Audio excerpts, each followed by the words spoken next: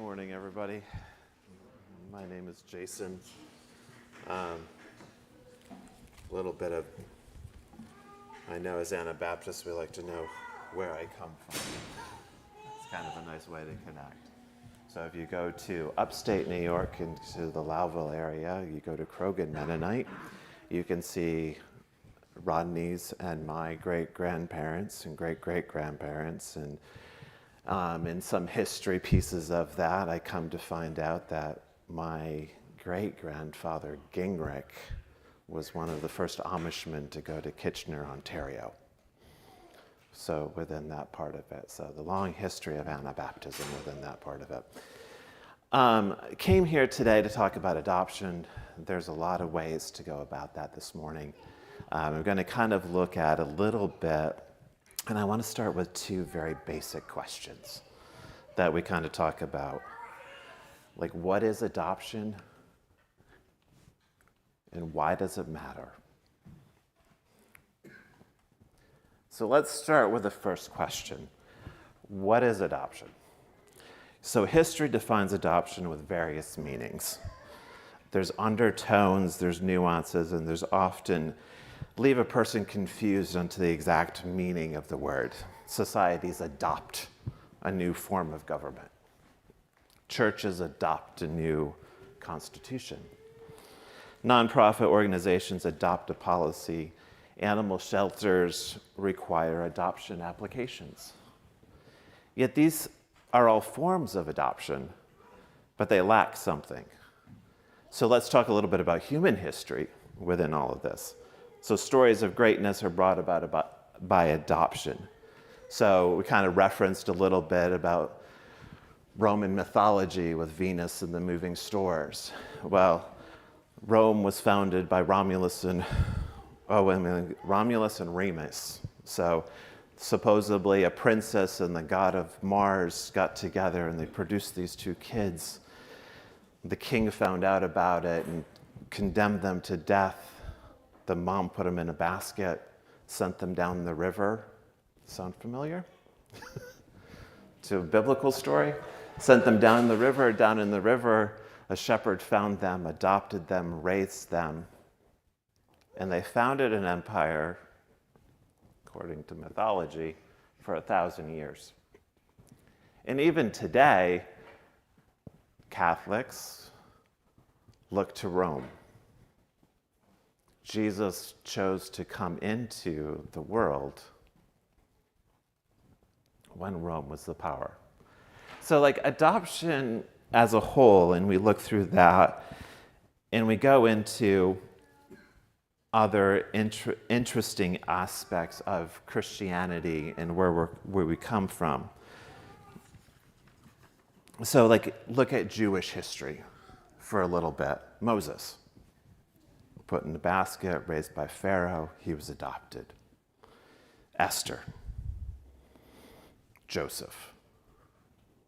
We look at, adoption is written in history within our faith, within that part of it.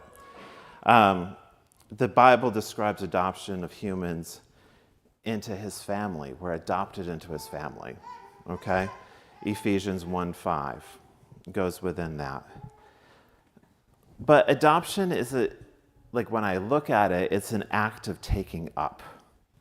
In short, the Latin base word simply means to choose. The act of human adoption, it's about human will. And there's some disciplines within that as well, too. There's a legality to that.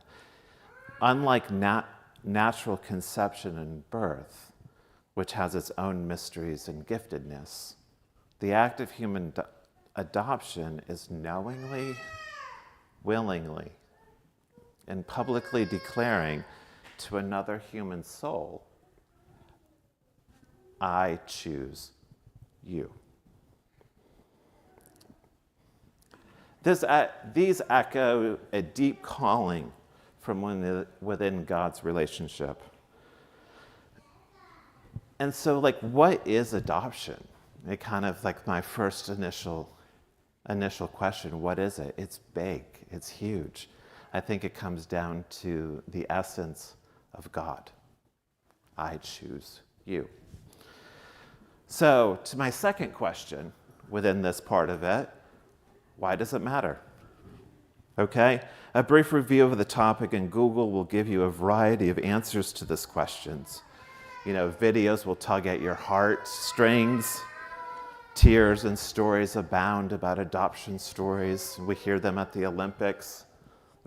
Child was adopted, now they're the gold medalist, and we all kind of feel that heartstring.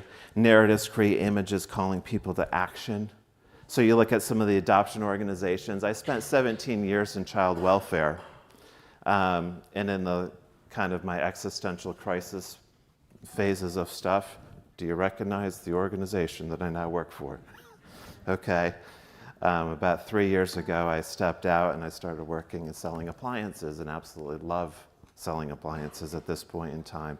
I've actually had more interaction with adoption and pieces along those lines, selling washers and dryers, than I ever did as a therapist, which is kind of interesting in God's great scheme of things. So I used to do this 17 years in child welfare. If you kind of want to know a little bit about my background within that, I'm an adoptive dad. We have 6 adopted children. I have my second grandchild within that, born Saturday. Saturday or Friday? Well, getting old. Within that part of it, I worked 17 years for 4 different organizations. If you really want to know kind of who I am and kind of my stance on stuff, I am a published author with Focus on the Family. I'm also got published, so think about how conservative Focus on the Family is. They found out like what I was kind of doing, and then the National Council on Family Relations, which is the exact opposite of where Focus is on the other side of the spectrum, they published me. So I became this kind of nuanced piece of like, wow, I can talk to both parties, do that aisle kind of thing. Within that, and then Messiah College during that year didn't quite know what to do with me within all of that part of it, so they named me Alumni of the Year that year.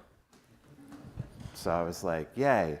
And about 3 months after that is where I said, I'm going to go sell appliances.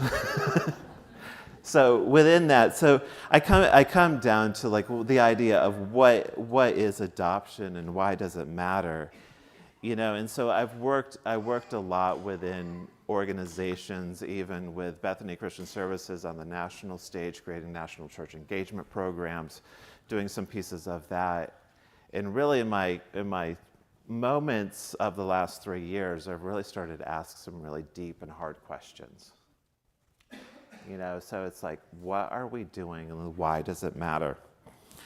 So so some of the taglines that you can see within that, like I'll just pull a couple here. We believe everyone deserves to be safe, loved, and connected. Yes, it sounds good. It moves people. Serving hands, caring hearts, fostering homes, and fostering hope. Empowering families and individuals with hope and healing and happiness. But why does it matter is deeper than human words. It goes to the heart and the mysteries of God. So God is love, we know that. We kind of preach that, we talk about that. God created.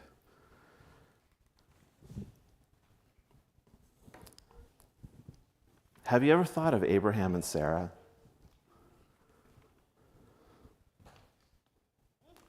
Take a minute, think. It's an adoption story. The founding of our faith is based on adoption. God comes down and gives Abraham a promise. He does some stuff, right? Hagar. He has a son. An adopted son. Didn't quite work out so well. So you go into that as well too, and it's a story of infertility as well too. So I think when we're talking about that, we talk about Abraham. We're talking about infertility, adoption, sacrifice. But God chose suffering. So like when I come through this part, and we'll get into some strategies of like what we do and what we don't do within some of this stuff. But when I come into it, and I'm like, this one is kind of my existential crisis moments of stuff like that. Is like God chooses suffering. He came into the world, he suffered. Christ suffered. And I'm like, through suffering, we do find ourselves within that process. And I feel like, and I'm speaking from personal experience here, that the amount of suffering that has happened in my family for the last 20 years has driven me deeper into my faith. Because adoption has a tendency of doing that. It kind of bumps into stuff. It kind of hits stuff. You look at some different things. My standard for perfection within my children. Let's see. My oldest is 25. My youngest is 10. At this point in time, and as I get to the younger and younger kids, it's like, okay, they have shoes on, they have pants on, they have a shirt. None of it matches, but we're still going to church. Like we got out the door. We're okay. They're dressed. They're not. Those pieces of that. You know what? Maybe they ate. Maybe they didn't. As I kind of go down through the line and within the needs, and we can talk about special needs, and really, if you wanted to after the service or whatever, more than willing to. Spent 17 years talking about that. You can go into attachment therapy, CBT, no resources. There's some really good therapists out there that I know personally within that would highly recommend.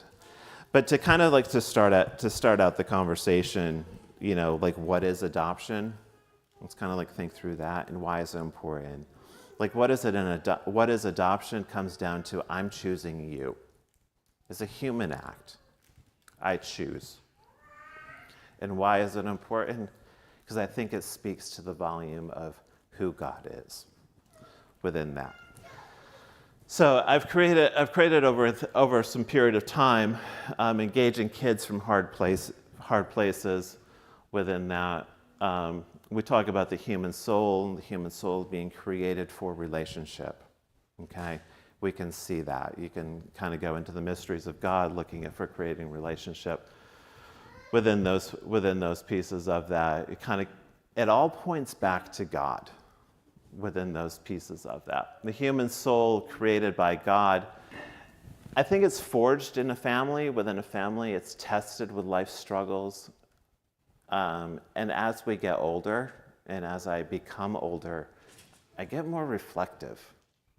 I think it's refined, and I talk with the young guys at Martin's sometimes when we're slow or whatever, and I'm like, the older I get, the more questions that I have, and the more answers I don't quite sure I know about some of this. And what do we do with this? What I call power, okay?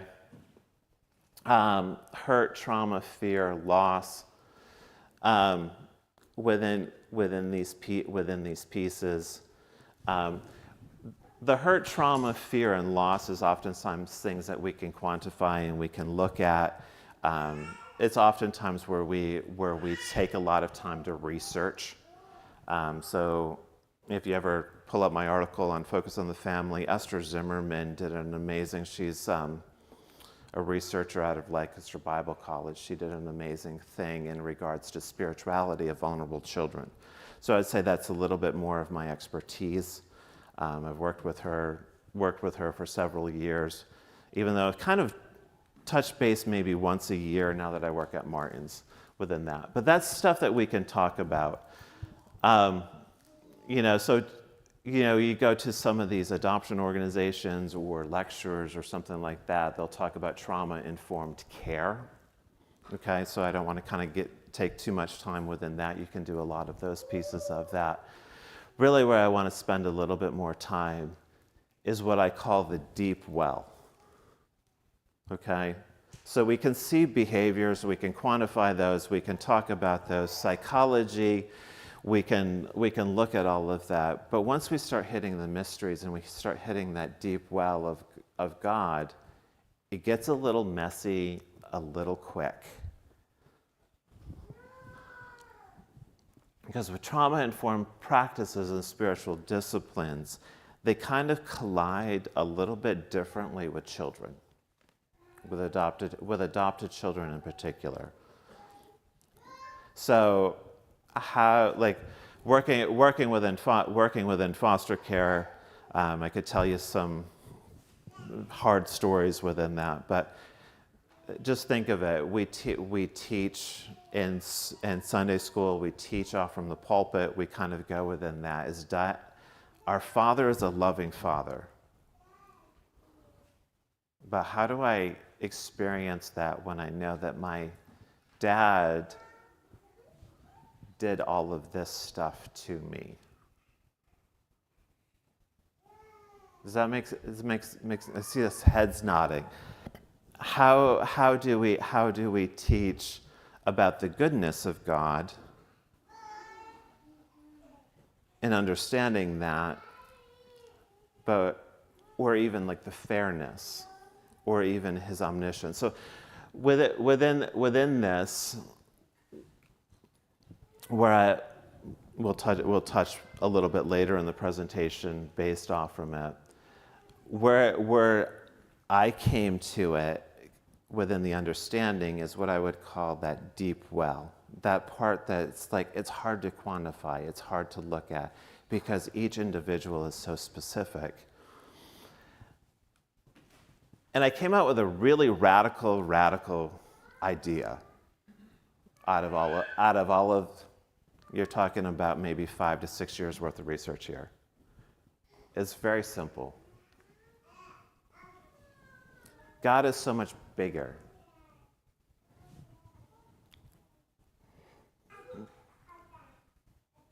than what we experience. So kind of looking at that, it's just like, what is adoption? Why does it matter? And it's like pointing kids to God and showing them that it's like, we experience so much stuff here on the earth. God is bigger than this. Okay, that's my radical idea. So Risotto in 1979, if ministry leaders want to understand the progress of an individual child, they must have some knowledge of the private God the child brings with him. No child arrives at a house of God without a pet God under his arm. So the idea behind that, working with one family in particular, they adopted a child. I have to be careful here. I'm going to use some. They adopted a child. She was, I want to say, maybe 8 or 9. They brought her here back to the United States. I did post-adoption services, so I was working with the family, doing some therapy pieces within that. She went to church. They sat her down. They started teaching her about Jesus, and she was like, "Wait a second. That was the person who was with me in the room when I was at the Buddhist monastery, and this person protected me by locking me in the room so I won't be abused." Wow, that's interesting.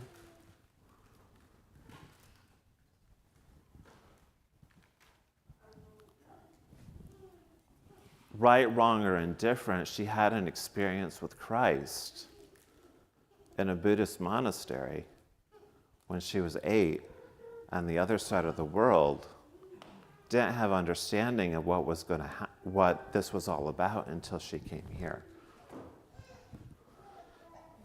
I've talked with hundreds of kiddos over the years within all of that, is like they kind of have an idea that the omniscience of God, the fatality, all of those kind of pieces of that, and until they kind of come to some understanding of, yeah, that's correct, or that, no, well, not quite within that. But we often assume that children coming into adoption or coming into that, they're not forming their own kind of concepts of God within that part of it. Stonehouse in May 2010, as they're ready for children to extract from the understanding from themselves, gracious. We have the privilege and the responsibility of making available to children the important pieces needed for their pictures of God. Okay? Stonehouse is probably well known within Asia for children's ministry within that part of it. She kind of quipped one time of just like the lights and the sounds and you think big church and some of that where it's kind of the entertainment kind of pieces of that. She's just like, you know what, if we can just give the kiddos the presence of Jesus, that's enough. That's all really what they need. And so, yeah, it spoke volumes to my heart seeing you guys all sing together this morning. Now, Zimmerman in 2019, this is Esther's work here.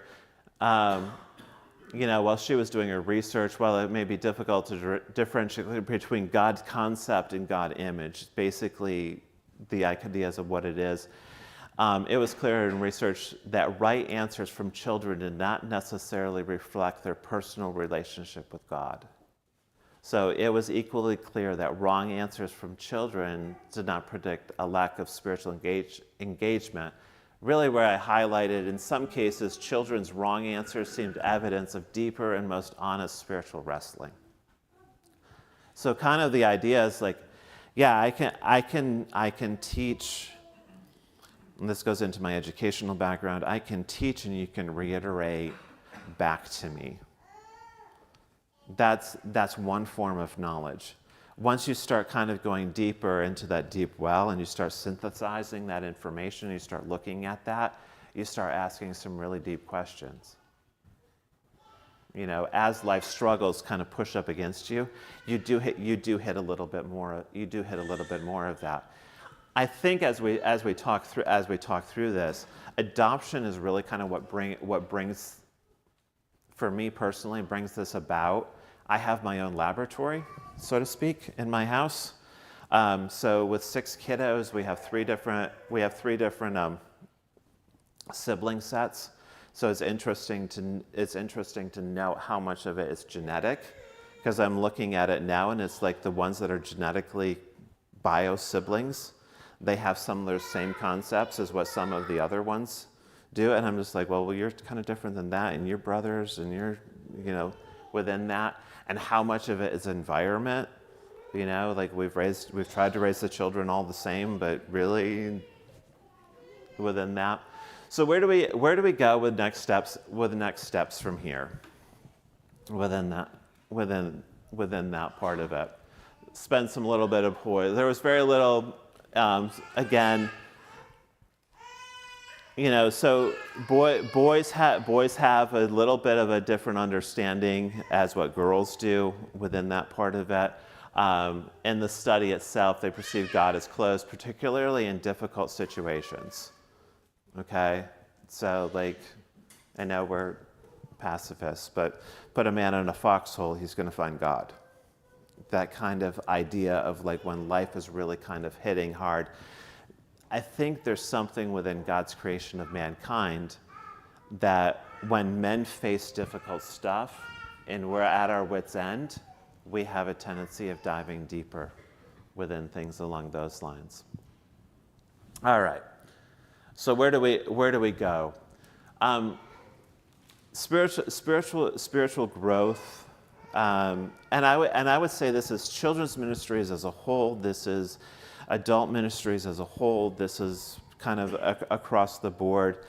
It works especially within adoption, and we talk about safe places. Okay, welcome to my social worker coming out in me here. Okay, so we hear safe places and we hear about colleges and crayons and dogs and those kind of pieces of that.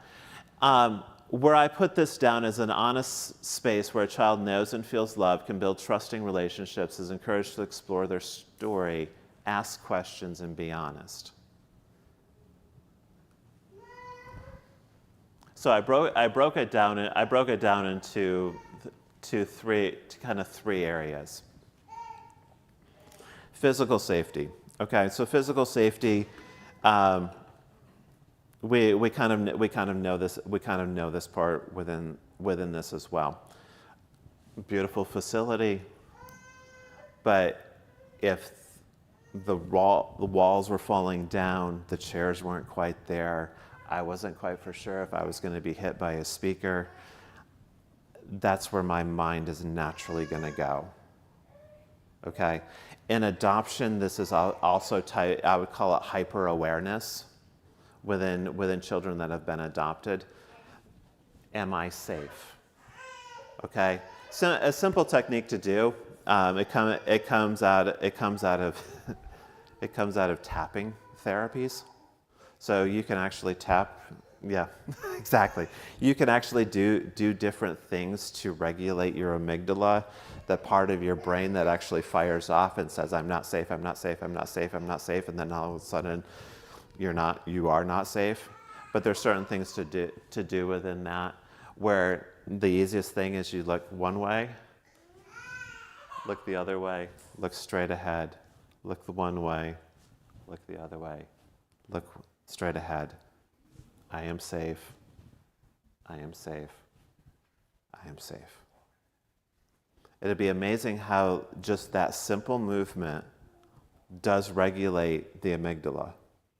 And this is where, like in my research, it's kind of very interesting to find how psychology interacts with spirituality.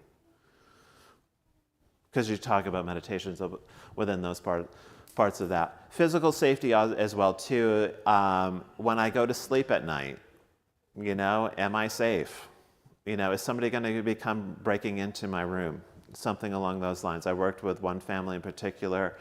Their child's room was a complete disaster. Oh, the hours and months of you need to clean your room, you need to clean your room, you need to clean your room, you need to clean your room. She just is not keeping her room clean. She's just not keeping her room clean. She just has stuff everywhere, piles of just stuff within all of that part of it. So oftentimes, and this goes into first order and second order changes. I know you guys are kind of more academic in that way, so happy researching on that one. The idea is you take your foot off the gas pedal a little bit and you step back and you go, okay, why is this way? Did that. I said, well, just let her have the room messy. As long as there's not mice and critters and all of those things in there, and go from there and just be okay with it. Well, come to find out, about 3 weeks after we kind of created that space, lo and behold, we found out that she was abused in a very physical way. And her idea was, if she had a messy room, if somebody would break in, they would stumble and fall, so that at least she would be awake when the abuse was happening. Wow. Messier room, creating a safe place. So sometimes as kids speak, and as kids talk, and as kids do things, sometimes we have to go away from the first order changes, which is, for me, would be like, okay, we need more therapy, we need more services, we need more da-da-da-da-da-da-da-da. We need to just ramp all of this stuff up. We need to step back and go, all right, this might be a little bit deeper than that. Emotional safety, we kind of know about that. We know the ideas behind, okay, you can share your feelings. Psychology is full of this. You can go to a lot of lectures on emotional kind of health, emotional pieces of that within that. The one that I would say too is spiritual safety. This is where I've spent a little bit more of my time and a little bit more of my work in regards to what is spiritual safety. What is it for a child? What is it for a child to come in and go, "You're telling me that God is good and he has a plan for my life, but I just buried my 5-year-old sister."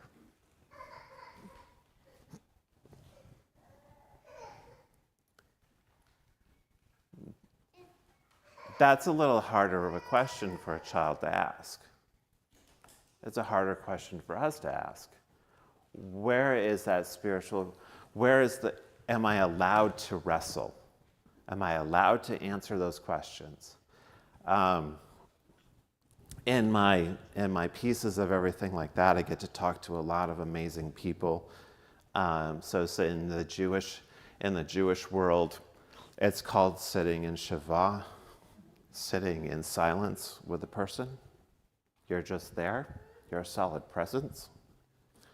You don't have to do anything. Amish have it as well too, in their wakes and their funerals as well too. You just go and sit. It's kind of like, and just kind of interesting, and like seeing the threads through the different parts of that. Sometimes within this as well too, in the Catholic practices as well too, you go into their sacramental lives. You go into those pieces of that. There's ways to develop that. But the spiritual safety pieces of that, and however you kind of focus within that, you're telling me that you love me, but every other person in my life has left me. You're telling me that Jesus is going to be there forever. He's going to be there. He's going to be my friend. He's going to be my savior. He's going to do this. But I've always been on my own. Okay.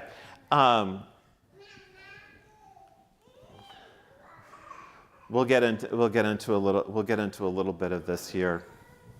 Make sure So like where I would say within some of that, like some of the things, some of the strategies that you can do, especially for adoptive parents, we go through it. We go through a lot of it.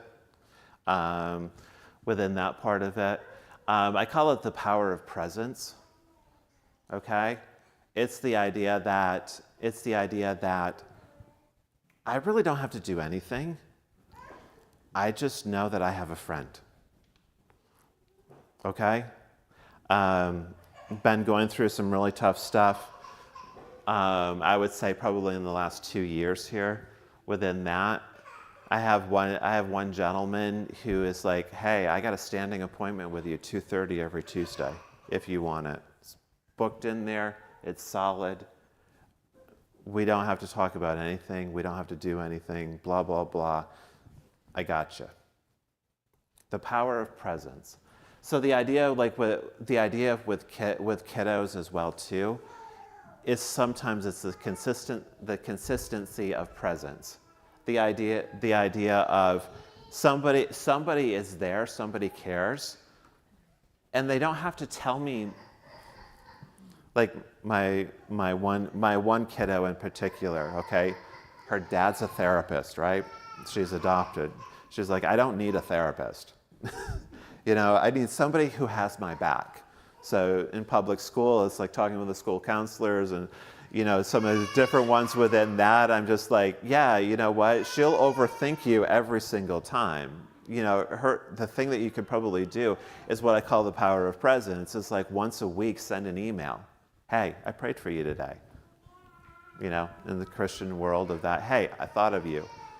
If you know something that is their favorite or whatever, surprise them.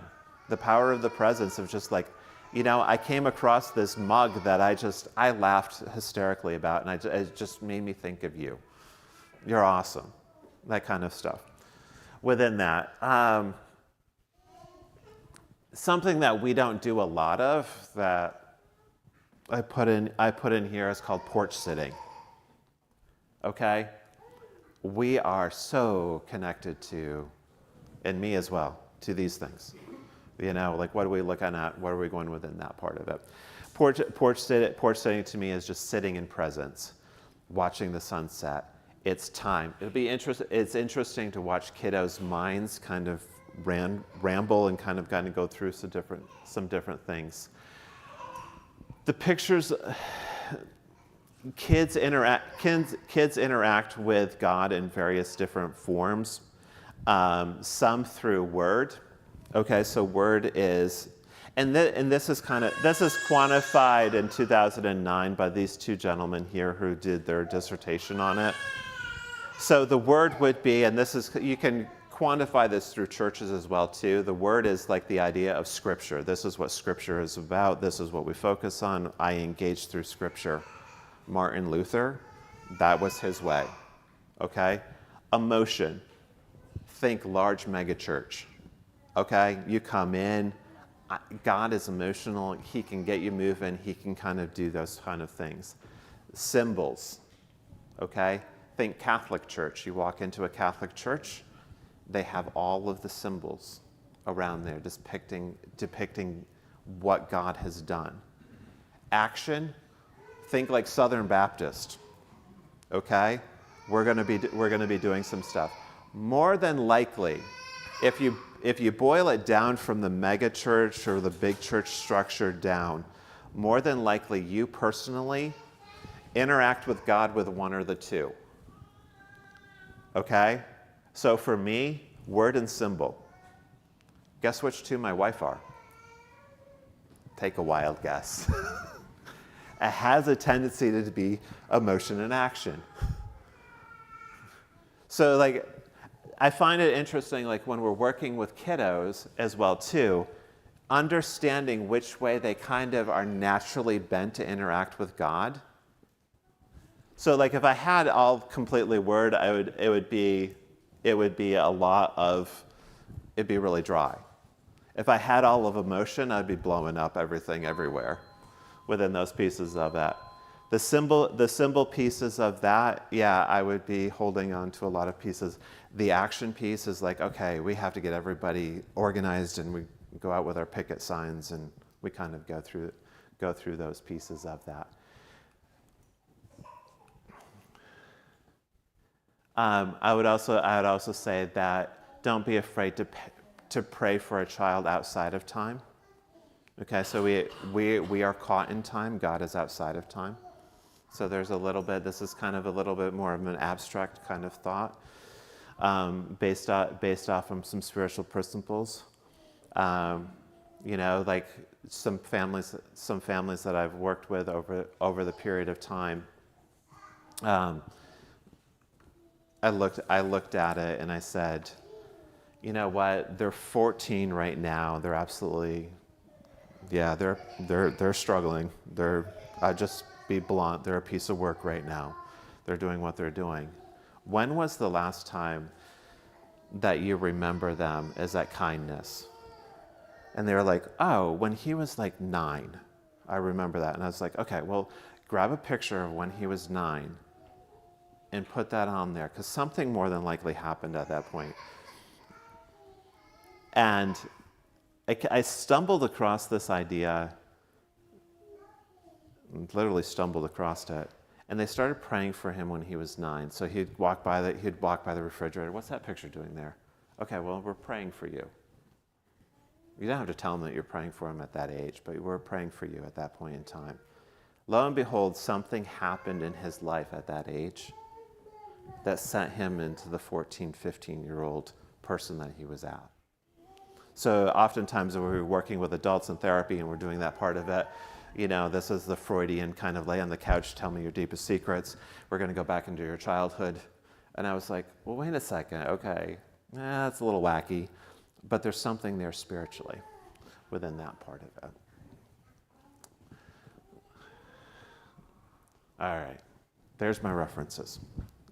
I feel like I've done an academic service there to give you references to where I was at.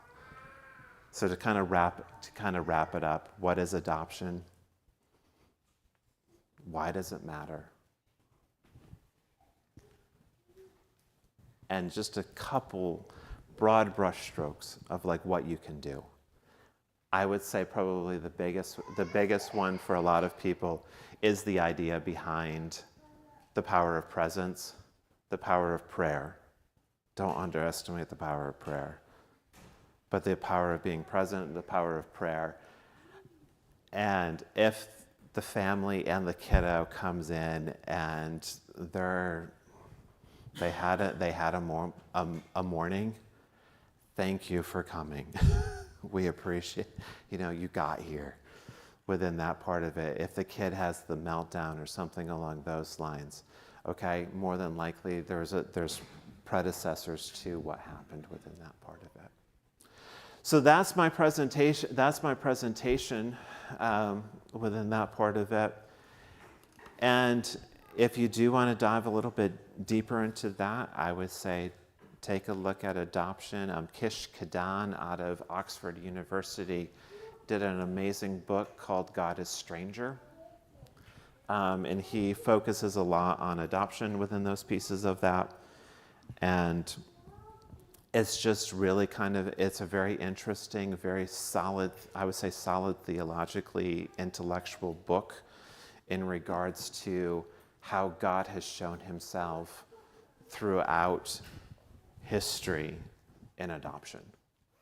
Pieces of that. So God is Stranger, Kish Kadan would be the book that I would recommend within that. So let me pray for you.